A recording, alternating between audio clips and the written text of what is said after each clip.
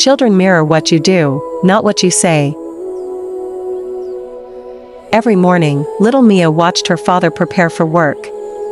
She noticed how he neatly folded his clothes, how he smiled at her mother before leaving, and how he always said, "Be kind today." But what Mia remembered most wasn't his words, it was what he did. One day, while playing with her toys, Mia saw her younger brother crying because his tower fell apart. Without thinking, she knelt beside him, smiled softly, and helped him rebuild it. Her mother watched quietly from the kitchen, realizing Mia didn't learn kindness from being told to be kind, she learned it by seeing it every day. In another home, a father often shouted when he was angry, throwing things when frustrated.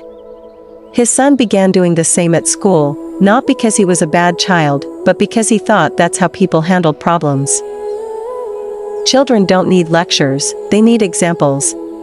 Every glance, every tone, every action, they're learning. They're recording.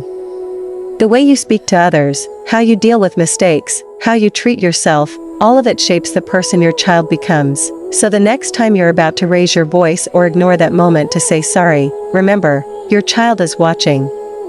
And someday, when you see them showing patience, kindness, or respect, you'll realize they were mirroring you, because children don't grow from what we preach. They grow from what we practice.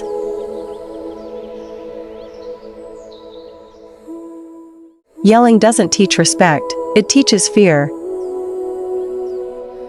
There was a father who deeply loved his little boy, but like many parents, he often found himself overwhelmed.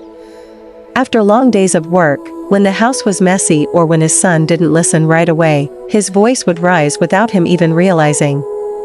The boy would freeze, eyes wide, lips trembling, not because he suddenly understood his mistake, but because he was scared. Every time it happened, silence filled the room.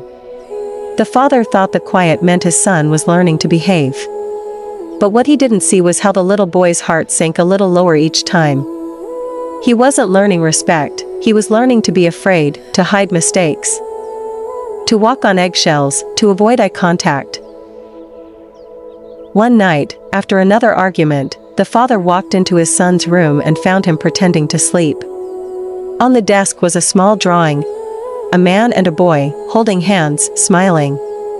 Above it, in crooked letters, were the words, "I wish Daddy didn't get mad so much." That simple note broke him. From that day, he made a promise, not to stop being firm, but to start being kind. He learned to breathe before reacting, to kneel instead of towering over, to speak softly even when he was upset. The boy began to open up again, talking, laughing, trusting.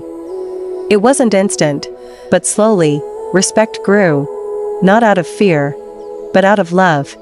Because children don't remember the shouting. They remember how you made them feel.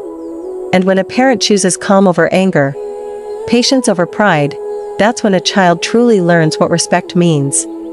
In the end, yelling never teaches obedience. It only teaches distance. But gentle understanding? That's what teaches hearts to listen.